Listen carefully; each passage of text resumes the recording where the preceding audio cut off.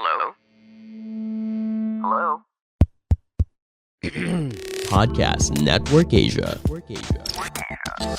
They've been together 7 years. That's no joke. And they want to make this lifelong commitment to each other, but ironically, it's their love for God that is kind of making them take a step back. Think about the practicality, di ba? Parang Sunday, ang hirap niyan pag linggo. I promise you. Because I've ministered to families like that and it was really hard. And nagkakasamaan ng loob. Baka hoping sila deep down inside, oh hindi, sige, baka baguhin siya ni Lord, tapos baka maging kapareho na. Yeah! Diba, may ganun eh. Pero and which, we know some people na ganun. Pero, may mga instances na hindi din talaga. So, ang tanong dun, will you risk it? Kung nasa center naman si Jesus, then for me, it's gonna work out. For me, Jesus should be enough. But who is Jesus in your life? Because if we have the same understanding of the truth, if we have the same understanding of Jesus, then I think that would resolve this. Hello and welcome everyone to another episode of the Narrow Door Podcast. This is episode number 113. So happy that you could join us. The show is on YouTube and Spotify. Come on in. My name is Amo. I'm Tina Ryan and I'm back, right? Yes. Or was it from last week ba? Was I back last week? You're here know. last week. Parang you were, no? Last week na yung comeback mo eh. Yung comeback mo, may comeback pa eh. Nakakaya sa guest natin, di ba? Ito naman.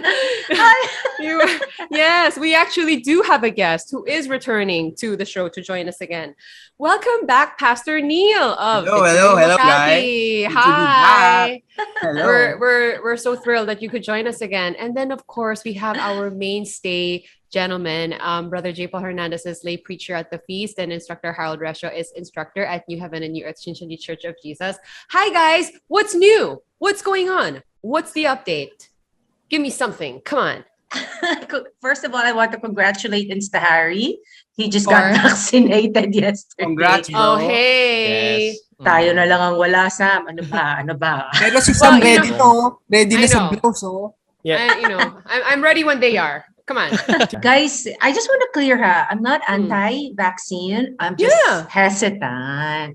But, nagpapaano na rin ako, nagpaparegister na rin kami. Yeah, we're both registered. I'm just waiting to be summoned here. So, Pasig, where you at? Just let me know. Baka gusto ni Vico Soto siya mismo maglagay sa'yo. Oh. I'm okay with that too. I am so okay with that. Yes. And today I wanted to start with, I was watching the episodes that we did with Pastor Neil and I realized like, oh my goodness, I didn't even ask Pastor Neil his journey of like how he ended up being a pastor. Grabe, how rude. Pastor I know. Okay lang, oh. Kaya pala hindi siya, kaya pala masama loob.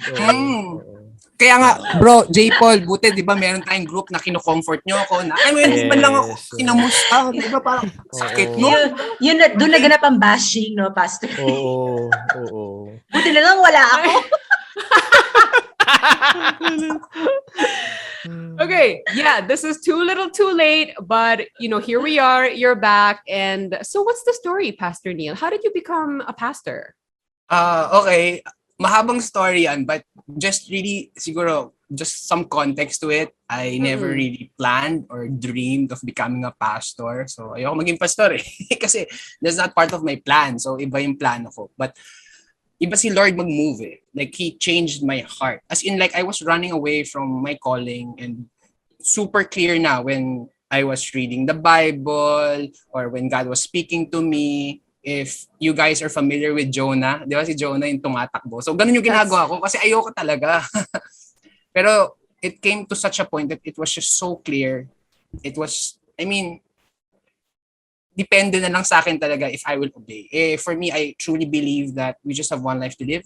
It's not just about the things that I want, but it's about how God created you and walking in that purpose. So, yun, nag-yield na lang ako and no regrets naman kasi it's not about the money, it's not about your dreams, it's not about your plans, but it's where God wants you to be and walking in that purpose. So, I've been in the ministry for almost 10 years now. So, I'm just glad how God allowed me to be part of full-time ministry. Pero again, kasi yung ministry naman, it's not just limited to people who are in full-time ministry. Pero I mean, lahat tayo, we can minister. Pero I'm just Yep. glad and grateful na, Lord, thank you that you have given me this privilege to also do this in full-time capacity. So yun, so masaya pero hindi madali. Kumbaga, calling talaga siya, meaning pag walang calling in this area or kung napag-isipan mo lang na hindi, gusto ko magpastor, gusto ko mag-ministry. Hindi ganun yun eh. So, grace talaga ni Lord. So, mukha lang parang, oy, okay, pero pagka sa mga conversations internally, there's just so much challenges. But may grace naman si Lord. And alam rin ni Brother JPaul yan. Pastor Rio, when you said wala sa plano mo, what was originally your plan before you felt the calling? World domination. Then, Wow! Hindi, marami akong mga plans. Si Brother JPaul, grabe. Ayun. So marami akong mga plans like starting my businesses. In fact, that's what I did before my calling. I started some businesses.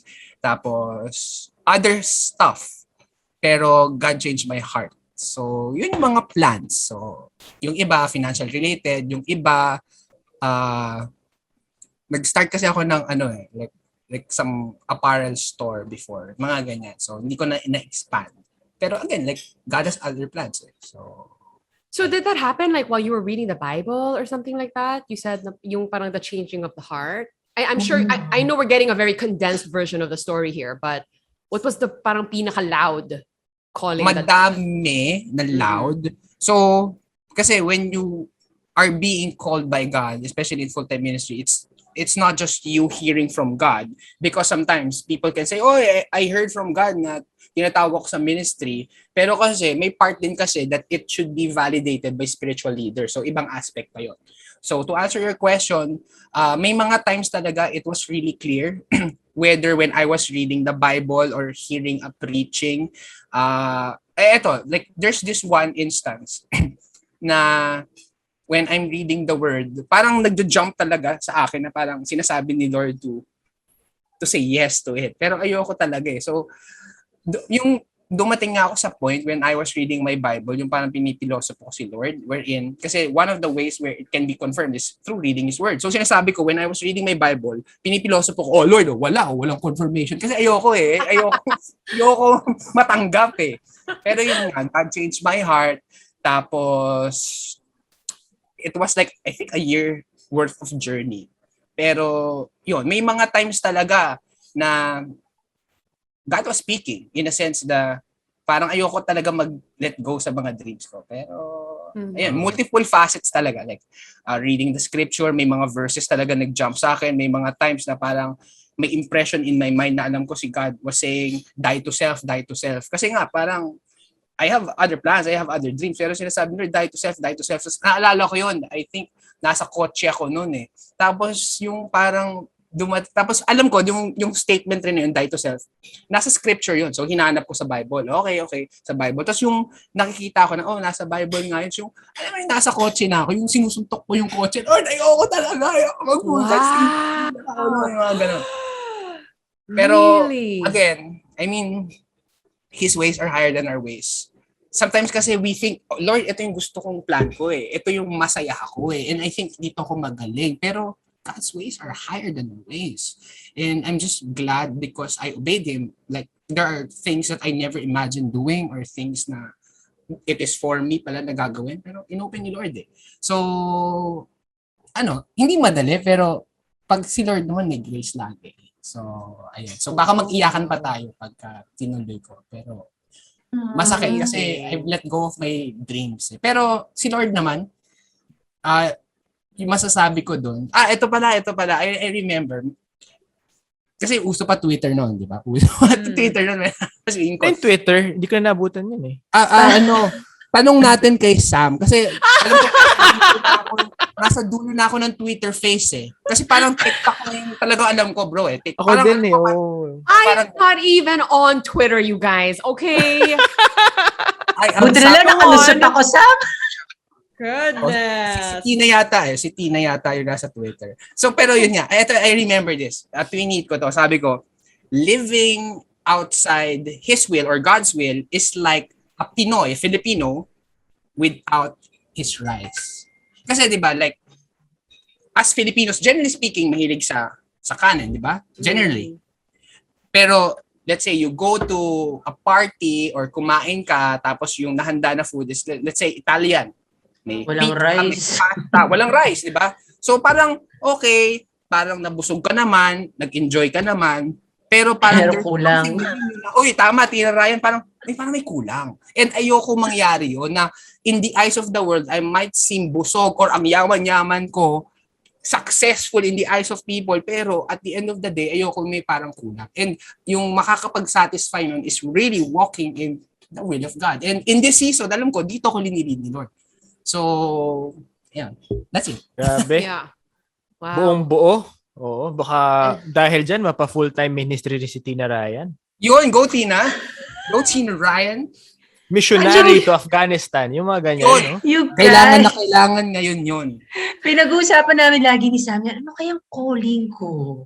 Di ko naman, di ba nag-guess lang naman ako dito, biglang sineryoso ni Sam, kinuha na ako co-host. Pero baka mamaya, diba, instahari, baka katulad ni Pastor Neil, I'm subconsciously just resisting yung plano niya for me. Man. But you guys, I haven't like parang kayo kasi nabigyan na ng mga signs, parang gano'n. Ako wala pa baka parating. Ako parating pa lang. Diba? Well, can I speak into that? What I can say is, if God will call you into something, it would be very, very, very clear. So, it's just really up to us na if we will seek Him more. Kasi sometimes, di ba, Lord, I'm waiting kung saan mo ko dadalhin, ano yung plano mo sa akin. Yeah. Pero sometimes, the way God communicates with us, God is a communicator So, nangyayari sa atin, we tend to be impatient at times. Ako rin, ganun din ako Di ba, minsan, like, di ba, kung mabagal yung internet, pag click mo yung link, okay. Di ba, pag pumunta ako sa fan page ni Tina Ryan, tapos mabagal, let's say, mabagal yung internet, makikita mo yung loading bar, di ba? 30%, 40%. Pero, if hinintay mo mag 100%, pupunta yun. At times kasi, when we are waiting, quote-unquote, waiting from God, sa sasabihin niya, hindi natin natatapos yung loading bar na yun. So, kumbaga, let's just continuously seek God. Kasi sinabi naman niya sa scripture, di ba? Draw near to God and He'll draw near to you. So, it's not a one-time thing na nagpray ako, nagbasa ako yun. So, it's a constant journey in getting to know God more. And Right. And I think God always has a perfect timing naman. We just have to wait for that and really trust Him. And the Pero journey parang bulong ng itself Holy is interesting. Parang feeling ko bulong ng Holy Spirit sa akin kay Tina Ryan. Matagal na siya nagpaparamdam kay Tina Ryan. Si Tina Ryan lang hindi tumitingin. yun. Naghihintay siya ng burning bush. Yun. Ibang burning bush yung mga nakita ko nung araw kasi. Ibang, kasi, hindi naman parang, All right, that's enough. Let's get to our topic for today. This is an interesting one. We have a listener named Gio who writes to us about the situation that he's in, and it's difficult, and it has to do with it's a romantic situation. You know what? Let's just get to the email. It's kind of lengthy, and I had to kind of remove some of the details for brevity's sake, but here we go. Okay, this is an email coming from Gio, and he says, "Hi, the Narrow Door Podcast. Is it okay and or ideal for a born-again Christian to marry a Catholic Christian? My girlfriend and I have been dating for almost 7 years now, and it's been a wonderful God-centered experience. It's not perfect, but I can truly say that God has been working in our relationship as a couple and as individuals, and we're truly grateful for that. We're in the stage where marriage is coming to our minds already. Not that we're pressured by anyone. It's really just a mutual feeling. The problem is we attend 2 different churches. I am a Christian and she's Catholic. We think that it's ideal to just attend one church, but the thing is, we're both solid in our respective faiths, so we're struggling as to who will adjust or whatnot. To cut the long story short, we decided to give each other a break so we can focus on what God wants us to do. I love and respect my girlfriend and her family because Jesus taught us to look at the person's heart, not the external. I clearly see Jesus in their hearts and it reflects in their lives. It's just really amazing. It's not the typical Catholic where a lot of traditions and rituals, if this is the right term, are highlighted, but simply Jesus is the one highlighted. Simply put, my partner likes the setup in the feast, and she just started to join them recently. But we can't deny that we still have our differences in terms of what we believe in, and we have concerns about church rules, like where to have the wedding, where to go when we're married. It also pains me that we sometimes debate about these things. I ask God, Lord, if you are the center of our lives, then shouldn't that be enough? In relation to marriage, I know that there should be oneness in us, most especially in the faith. And I'm sort of getting the feeling that Jesus is not enough because, again, church rules and stuff. I'm very curious about what you guys have to say about my situation. I've been a fan of your podcast for a while now, and I think it's a genius. Genius. I'll take that. Move to do something like this. May God bless you and your podcast more. Thank you. That's coming from Gio. Oh, Dun, dun, dun. Thanks, Gio. Gio. Thanks, Gio. Thank you, Gio. Oh. Okay, guys. Ako yung pinaka-ano dito eh. Nako, for someone who's seeking like me, parang ang una kong naisip is, gusto naman ni God masaya tayo, di ba? And, I mean, who cares about the religion to me at this point? But who's gonna give way muna? Parang, dapat ba babae mag-give way or si Gio? Ay, Grabe yung... diba? Kasi, The empathy. diba? Parang, ay, okay. Kasi, I mean, diba, gusto naman ni Lord masaya. Eh, mukha namang siya yung center nilang dalawa. So, parang isa na lang sa kanila mag-give way. I think it's not... That time I think. No, I don't know about that statement na ang gusto ni God masaya. Like, I mean, just listening from like what Pastor Neil told us about his journey to being a pastor. I mean, like he resisted like anything and he was miserable for a while. Eventually, I think he leads us there, but I don't think that's the surface of things that we see. But I mean, just going back to this particular issue, because I feel like I know people like this. Couples who are Catholic and born again Christian, you know, they get married, they're together. So I feel like it happens quite a bit. And I really admire Gio and the girlfriend because obviously they take their faith so seriously. Yes. It's affecting their decision in this, despite the fact that they love one another. It's more of a practice and practical concern. It's not about who loves Jesus more. Like I think I shared this to you, di ba? Parang kami ng family namin. So pag Pasko namomroblema kami ano yung schedule kasi may Catholic, may non-Catholic. So parang okay, sa ano tayo magpa-party, parang gano'n. So that's a very yearly problem that we have na okay guys, umaga lang kayo para lahat tayo umaga magsisimba, parang gano'n.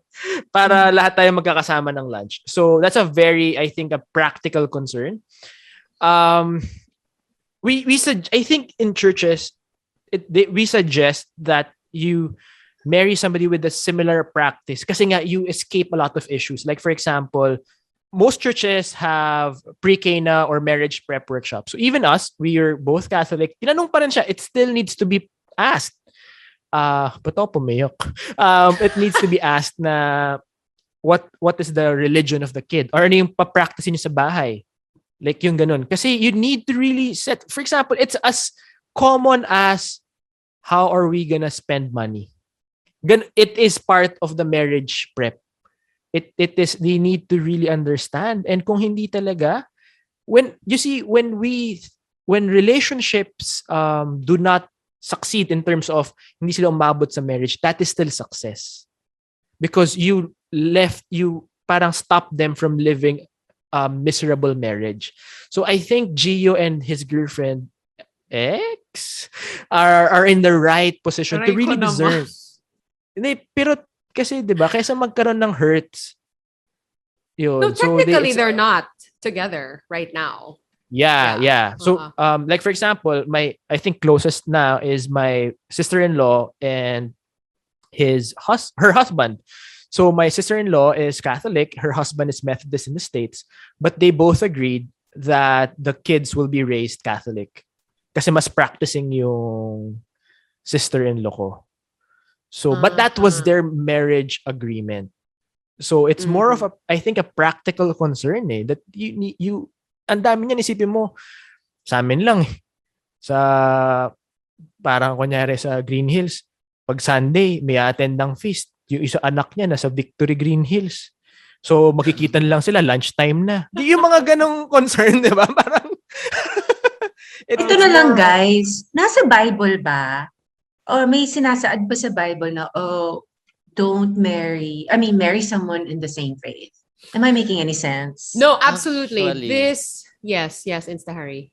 No, yung sinasabi ni Tina, I think we can find that in one of the epistles of Apostle Paul, that when he said that you should not marry an unbeliever, yung do not be unequally yoked with an unbeliever. And so this is something na kung tingnan natin in the Bible and even in the Old Testament times that you should not marry Gentiles. So ang gusto ng Diyos, pure yung magiging yung those who belong to Him. I think that, because I was thinking about that too, right? Because in Christian circles, this is a thing where you're not supposed to be unequally yoked, which I take to mean if you're Christian, then ideally you shouldn't be married to an unbeliever. But in this case, they're both Christians. They're just in different churches, and it sounds like they're unequally yoked. So I'm kind of like, I think Brother Jay does make a great point when, yes, there are definitely practical concerns here. But I mean, let's face it, there are some beliefs that we differ in. As much as I don't want to really focus on the differences because we do have more similarities, I think. But the Catholic belief and the born-again Christian belief, like there are some things that we don't see eye to eye on. And I can see how maybe in a marriage, this could be problematic, especially when we have two people who are this serious about the faith.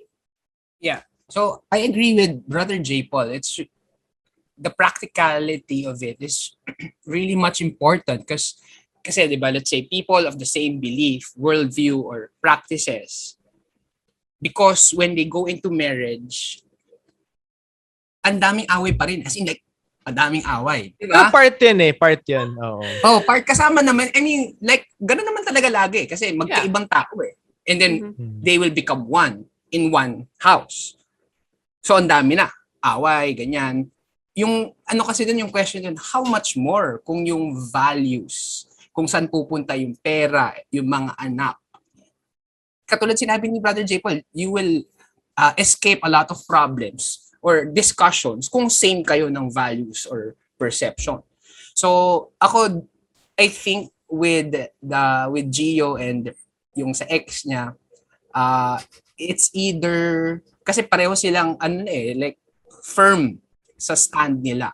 So, either may mag-give way or baka mag-part ways. And I think the very reason na nag-email si Gio is may concern sa kanya. Kasi kung hindi concern to, hindi siya mag-email. Pero alam niya kasi down the road, na-foresee na niya yung mga problems. So, either mag-give way talaga yung isa or they will agree to disagree and move forward. Pero it's something that they need to decide. It boils down sa conviction mo kung ano ba mas matimbang sa'yo, yung love mo kay God and in what you're doing in your walk with Him, or yung love nyo sa isa't isa. So yun. Yes, it's Harry. Sorry, if I can just add to what we're talking talking about right now. For me, I think it also is a case-to-case basis because I want to share the story of my parents. My mom grew as a Catholic and practicing her Catholic faith, and my dad grew up with a pastor. And so, so when I was growing up, since close ako kay mama and lumaki ako kasama si mama, I practiced my Catholic faith, but from time to time, we will go and attend in a born-again church. And I think they were able to have this kind of agreement, if I may say, that my father is able to attend the mass in the Catholic Church, still respect my mother, and also my mother is able to attend a born-again church, even mingling with born-again Christians, and they don't have any problem with that.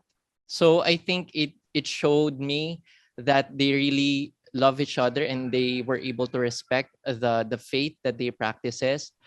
If you will ask me if this is ideal, I'm not really sure, but this is what I experience. And for me, growing up, medyo yung, if I may say, a dilemma is like, I just go with the flow. Okay, sa Catholic Church ako ngayon, and then sa born again church ako attend, and then so, but when I grow up, that's the time that I decided to have a deeper relationship with God and to know Him more. And that's why I'm happy that I'm here right now. But yeah, I think it's a case-to-case basis, and it's important for you to have a communication, like an agreement.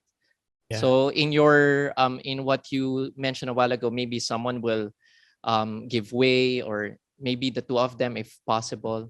Was that confusing for you as you know, growing up in a home where you were going to two different churches, although it, you know, like what, hindi naman siya nakakalito?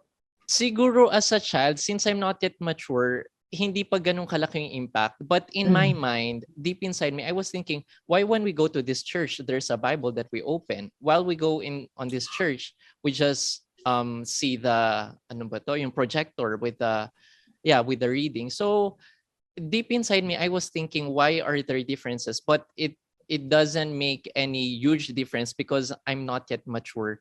So kumbaga hindi pa siya big deal for me.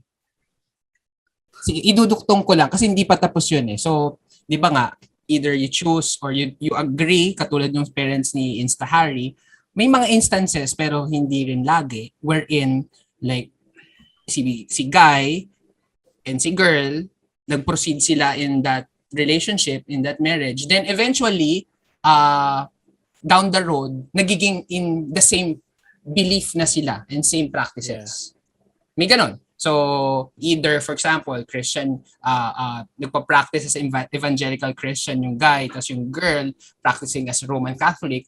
There are times that down the road, nagiging pareho silang evangelical Christian. Or, meron din naman, down the road, nagiging pareho silang Catholic. So, depende rin sa inyo. Pero yung question kasi doon yung based really on your conviction. Kasi to some people, oy, sige, kasi parang open naman siya in attending church. So, baka naman. Kasi alam mo yun, pareho silang firm di ba? Yung sa case Tapos baka hoping sila deep down inside, oh, hindi, sige, baka baguhin siya ni Lord. Tapos baka maging kapareho na Di ba? May ganun Pero yung, and which we know some people na ganun. Pero, may mga instances na hindi din talaga. So, ang tanong dun, will you risk it? Kumbaga, okay ba sa'yo na, okay, na ituloy natin to into marriage, pero what if hindi nag-pan out yung hope mo na maging pareho kayo? And yun na papasok yung mga conversations na mas mahirap kasi iba yung values. So, Yeah. Man. Siguro, like, ito lang, Sam, nakakatawa. Slight. Kasi, for example, sa feast, may mga members kami, isa taga Green Hills kunyari. Tapos yung girlfriend niya volunteer sa, let's say, Feast Makati or Feast PICC. Same community, same values. Ito problema. Ang meetings namin or events, activities, first and third Saturday, for example. Yung girlfriend niya, second and fourth, kasi yun yung napag-agrihan ng community ng team nila. Wala silang date day, nag-break sila. Same na yun. So it's really just meeting eye to eye kung paano gagawin natin. So it's not impossible, but it's impractical. I see what you're saying. But I mean, because for me, the practical side of things, yes, of course. But my bigger concern is the beliefs that they have that are different. Because ultimately, this is about, salvation, right? I mean, we're all here practicing what we practice because we believe this is the way to salvation, right? Yeah. That's the whole point of our faith life. And so if the systems are so different to the point where, and they're both Christian, but when they really come down to it, they feel like it's so different that I don't think we can marry. I think it's more than the practical stuff. Although, yes, absolutely, that's a legitimate concern. I think the question is summed up very well in what Gio said in the email, which jumped out at me when I was reading this, because he goes, isn't Jesus enough? for me, that's like the main question. Like, isn't Jesus enough? Because all Christians are followers of Jesus.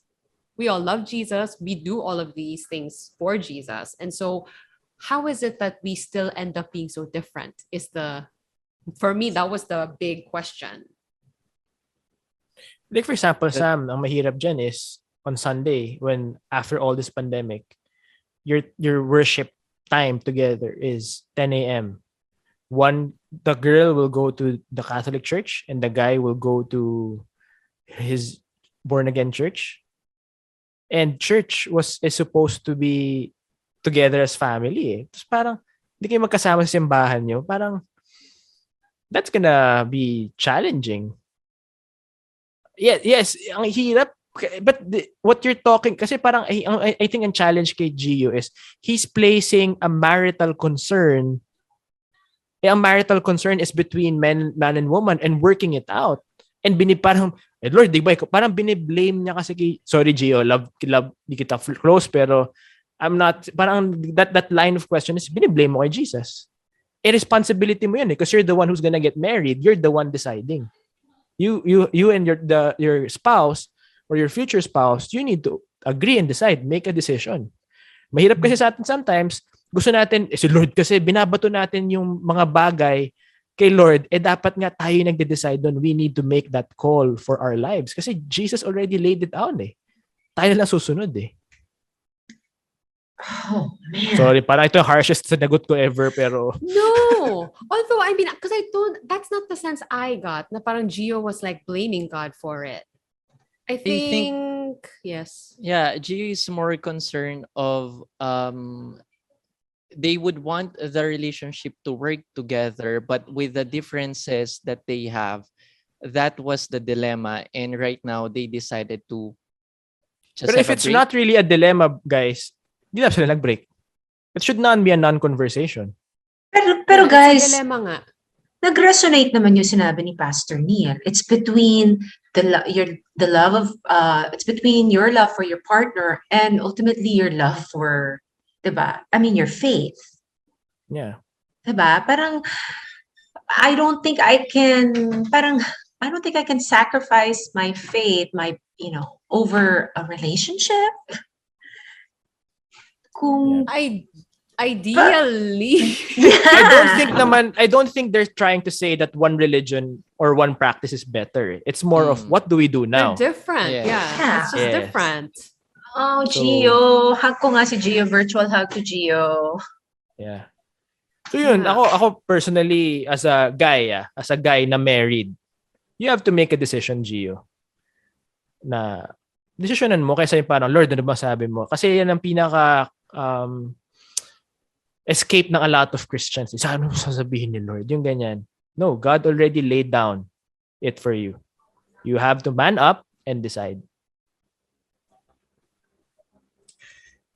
I think kaya nagiging challenging din kasi nandiyan yung emotions eh. I mean, to begin with, if titingnan mo objectively or at least ideally, alam mo yung someone na practicality, ito down the road, if I marry this person, okay, we will, kumbaga same kami values. Pero kasi pumasok ng emotions na parang, Lord, baka pwede naman. Yung mga ganyan. Or alam nyo ba yung mga lines? Ito, sinasabi to ni Sam dati, how can it be wrong if it feels so right? Yun! My favorite line. So yun, di ba? Kasi may emotions na eh. Even if alam mo, ideally, dapat, alam ko ganito yung how we will do things and how I want to pass on to the next generation my decision. Pero kasi, biglang tinamaan na yung puso eh. So, dun papasok nga like, your conviction and your decision about that. So, yun. Yeah, I mean, I guess for me, like just while I was reading it, the thing that struck me most was because they're both Christian. You know what I mean? They're both Christians. Whether you're Catholic, whether you're evangelical, whatever denomination, we're all Christian. And to have to struggle with this is like kind of like that's what jumped out at me, yes. I'm sorry, I agree with you, Sam. That we are Christians. We are just from different denominations, but basically we believe in the same God. And this same God that we believe in has one teaching, which is the truth that we have to receive. And this truth is what we can find in the Bible. That's why God gave us this book that we have to understand and come to the knowledge of truth. So I know God would want us to be united. I know God would want us to be reconnected with Him. That's why that's religion, to be connected again with God. But through what? Through the Word. And that's why I believe as Christians, our goal is to be one body in Christ. And if we are able to have that same mindset, we will become one, and that these conflicts will be resolved. And also, if I may just add, with the question of Gio about, or maybe in his statement that isn't Jesus enough? For me, again, this is just my stand. For me, Jesus should be enough. But who is Jesus in your life? I think you have to ask that question. Who is Jesus in your life? For us, the way we understand it is that Jesus is significant in our lives because He is the fulfillment of God's promise. Part of God's nature is that when He promised something, He will surely fulfill it. And when Jesus came at the time of first coming, He came because God would want to save the people. God would want to be connected with us again. And that's why Jesus is the Word that became flesh. But what kind of Word is Jesus? He is the truth. That's why all men, God wants all men to be saved and come to the knowledge of truth. Pero how can we say that Jesus is the truth during that time? It's because He is the only one, because yung truth, di ba, isa lang naman yun. He's the only one who was able to testify these things, and that's why the people should believe in Him and follow Him. Because if we have the same understanding of the truth, if we have the same understanding of Jesus, then I think that would resolve this. But I know in some circumstances there will be people who would not have the same understanding. So maybe instead of focusing on the differences, my suggestion as a single man is to use the time to be together, seek God together, or seek Jesus together. And eventually, through this, hopefully, and I pray that we will all be unified and be one with God. Parang yung sa your teaser in the Narrow Door podcast, we have What one did I say? God. I don't even. Why are there so many differences in our faith, but we have one God and we love the same God? So, yeah. Right. I think it's kind of like that, where, yeah, I think we're all like professing the same God, but we practice differently. And this is a manifestation of that, I think. Goodness, guys, they've been together 7 years. That's no joke. And they want to make this lifelong commitment to each other, but ironically, it's their love for God that is kind of making them take a step back and say like, oh, I don't know, guys. I think our practice is a bit different, and maybe so this is not a good idea. Isn't that ironic? That's what strikes me, I think, about this situation. I think it's the right questions that they should be asking before they get married. Kasi pag kinasal ka na, wala nang let go to eh. It's better you ask this right now than before you get married. Kasi kahit naman sila magkatuluyan, mature yung ginawa, mature na pag-isipan. Kesa you blindly get into marriage hoping for, okay to. Hindi eh. Dude, if you think single life is hard, grabe, promise you marriage is so much harder. Because it's not to just, kaya ako for me, and if Pastor Dennis was here or whoever married guys, would probably have the same. Think about the practicality. Diba? Parang Sunday, ang hirap niyan, pag linggo. I promise you. Because I've ministered to families like that, and it was really hard. And nagkakasamaan ng loob. And anak mismo talagang we hirap talaga siya. But I think if they have Jesus in the center, I think love will prevail. Nux. Thank you so much, Tina Ryan. I've never heard that before. Yeah. No, but yeah. And I think it's more of the romantic and as a guy, decision ka, lalaki ka eh. So parang ganun. Ito ang perspective ng lalaki. I'm coming from a perspective of a married man who leads his family. You parang take the lead. in the Yeah. relationship. Parang Or just ganon. even, you have to decide. Yeah. Right. Baka naman magpapakita ng sign si Lord kay Gio kung ano dapat gawin, di ba? Malay mo. But I have a feeling, baka sila din at the end, Sam. Ay, umasa, di ba? Kinilig. Sila rin pala, MFEO. But I remember, Sam, when you read the message, didn't Gio mention that Jesus was in the center of the relationship? It's Yes. just that they have differences on their practices. And Yes. that's where their struggle is. Yeah. Pareho silang practicing talaga. They both Mhm. worship. Iba yung, pero kasi nga, talagang ang hirap niyan. I mean, yun nga, parang, like, just imagine this. Kung, kunyari lang, part ng victory yan si Gio, or kung ano man church, tas part nga ng whatever community din si girl, pareho silang, wala, anong time mo? Magkaiba kayo, you're serving God separately. Diba? Magkaiba kayong small group. Kasi magkaiba kayong community. Mag-iba yung nag-nourish sa inyo. And I'm not saying na mali yun, but I'm just saying na pwede nyo. If you really think you're cut out for it, go for it. I'm just saying it's not as smooth as you think it is. Yeah, I think, like sinabi ni Brother JPaul, si Gio needs to make a decision. Pero I suggest before making that decision is to seek mentors. Lapit sa mga married people who have gone through that. I suggest yung different sides of the spectrum wherein kausapin nila yung mga nag-workout na magkaibang faith and practices, and at the same time kausapin din nila yung mga hindi nag-workout dahil iba yung faith and practices. Then from there, they pray together, and then they need to make a decision. Para at least alam na nila kung ano yung papasukan nila. And they've already talked to people who have gone ahead of them, at least masabihan na sila na ito na yung what will really happen. Ito nangyayari sa mother-in-law. Ito yung nangyayari sa anak pag lumaki. So, yun, that's our suggestion. Galing. Grabe yung wisdom ni Pastor Neil. Bang klase. Alam mo, nakukuha ko lang naman kay Pastor Dennis lahat yan. So, thank you, Pastor. Okay. That's really great wisdom. I mean, I concur. Totally. Yeah. Definitely seek advice from the people who have experienced this firsthand. Yes. Okay.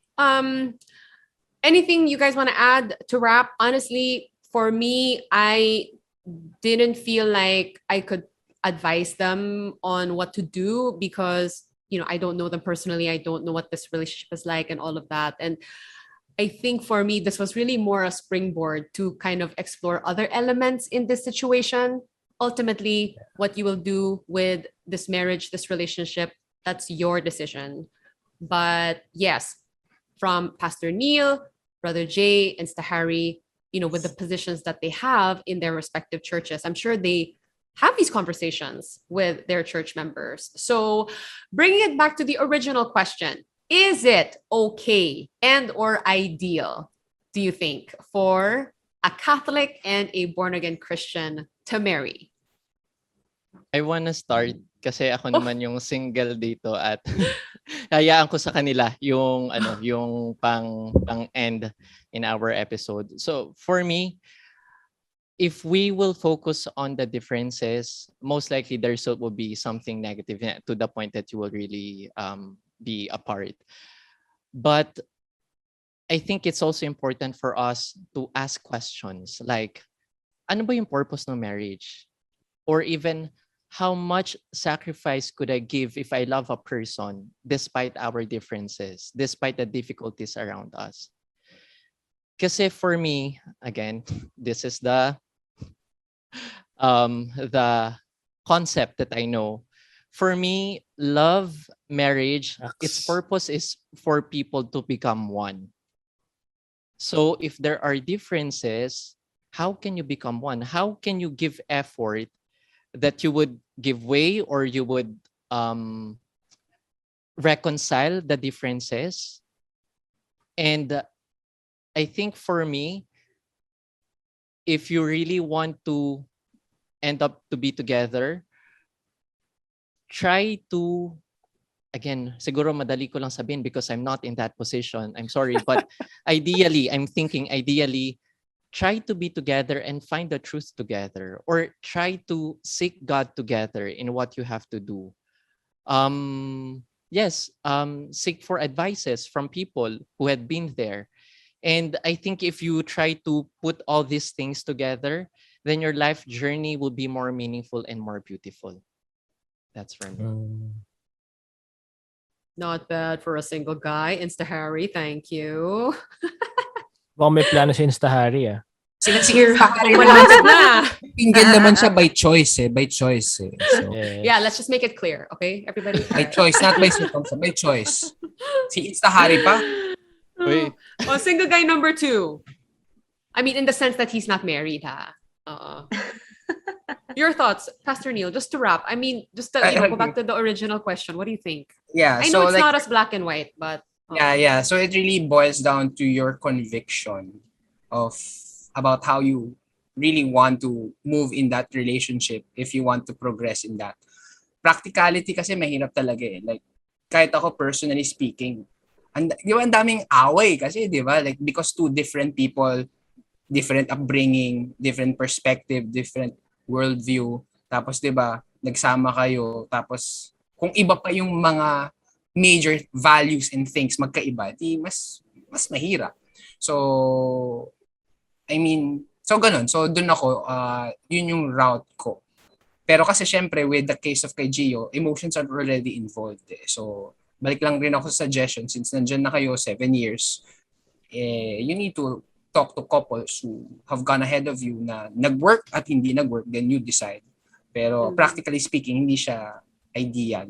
And mag-a-add lang ako ng dimension kasi yung case kasi na to is very specific kay Gio na 7 years na sila and moving forward to marriage. I'd like to address naman, I know marami rin mga singles who are listening to the podcast. So at least because of our conversations here, it gives you an insight in getting into a relationship. Especially if you are really want to really kumbaga take a stand with your faith. Diba? So kumbaga pipili ka rin talaga ng someone na, okay, sige, willing ba to move forward with me in that direction. Pero yun nga, if you are the person na willing to adjust or yung partner mo willing to adjust, then okay lang. Pero if you are that person na alam mo super importante yung walk mo with God and how you practice that, then this is already an insight for you na yung emotion mo, wag mong buksan ang puso mo sa alam mong down the road magkakaroon ng problema in the future. Yun. You mean, from the get-go, parang these are the things that you should consider already. Yeah. Kasi pagka emotions are involved, mas mahirap na eh. Kaya nga dilemma si Gio kasi emotions are involved eh. Bakit ganito? Practices na to, pero nagmamahalan kami, okay naman, God-centered. Pero from the get-go, knowing the conversations that we are talking about here, at least you can already decide early on. At habang wala pang emotions, mas madaling, alam mo yun, to go in a different direction. Yeah. Oh, Brother Jay, so deep in thought. What are you thinking? Nag-isip ako ng joke para mag-lighten up. Pero wala akong maisip na joke. Ako naman, soundtrack iniisip ko, Brother Jay. I mean, I guess kasi I reread nung sinend mong message. In the church standard, like bawal ba, mahirap ba? Hindi. Like for instance, the Catholic Church recognizes all Christian denomination baptism. So wala tayong problema doon. It's really just the practice of practicality. So as the Catholic Church respects yung mga legit na Christian churches. Sa Kristiyanong legit ka, the Catholic Church will accept you for, kunyari, gusto nyo ikasal sa Catholic Church. So just putting it out there. Question. Yeah. Doesn't, like in the case of Gio, if they're to marry in the Catholic Church, doesn't one person have to convert to being Catholic? No. Kasi the Catholic Church respects your Christian baptism. So kunyari nag-convert ka to Catholicism, you don't need to get baptized. Pero you have to, like, no, you I don't. think that was a concern that Gio brought up. Yun nga eh, kaya yun yung sinasagot ko. No, you don't need to get converted. We will respect your Christianity, your Christian baptism. Okay. yeah. Oh. Of course, may ibang stuff lang like na pagka nag-decide ka to be Catholic, may mga like catechism, parang discipleship para magets mo yung practice. Mm-hmm. So, that's what catechism really. Ano ba yung sabihin ng practice ito? Ano ba yung saan mo ito nahanap sa Bible? Yung mga ganyan. So, if for example, kunyari, they get married or just on a speculative concern na may future listeners tayo. Catholic yung isa non-Catholic pero, baptized Christian. The Catholic Church will respect your church and will accept you for nahingi lang documents but ganun. So anyway, that's it on the technical wedding. Yeah. Yun. So, but like let me give you an example. When you get married, kami ng wife ko, when we got married, our accounts became one. Lahat ng account namin, savings, checking, lahat, investment, isa na lang yan. And then we decided we will put our tithe sa community namin. So imagine this, your money as a married couple is one. Saan kayo magta-tithe? So parang okay ba sa inyong separate yun? Yung ganon or dito. So those are the discussions you will ask. Then ask yourself, saan mag-aaral? Is it gonna be a Catholic church, a Catholic school, an evangelical school? Anong practice? So if you really want it, no problem. But you have to start talking about it.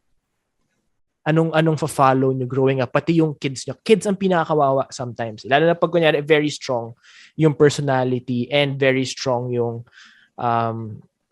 the practice of yung faith. So it's really, I guess this is a marriage episode more than anything. Yeah, because that is what they're considering. Yeah. But I pray for you guys and it's not that I'm against you. It's just really, guys, ang daming problema sa buhay. Better know what you're getting yourself into. Yeah. I mean, I don't think any one of us is saying to Gio na, naku, wag na, Gio, wag na. It's just we're presenting to you the things that you should consider, which I'm sure you already are, and you are writing to us to hear what our friends here have to say. Tina, do you want to weigh in on this? Bilang you were married, once, and I'm a hopeful romantic, guys. And like, kung nasa center naman si Jesus, I think there's a chance that this actually might work out.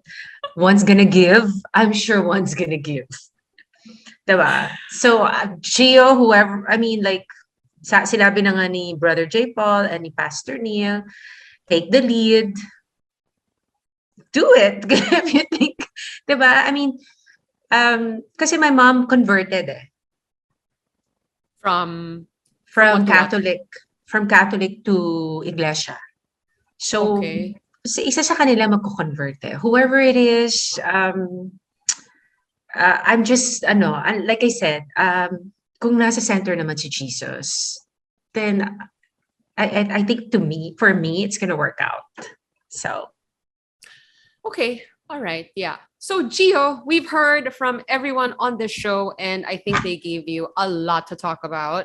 We thank you so much for entrusting this situation to us, and I hope you take away some good things to think about and talk about with your. I don't even want to call her your ex-girlfriend, because this is a short break. Okay, this is a short break.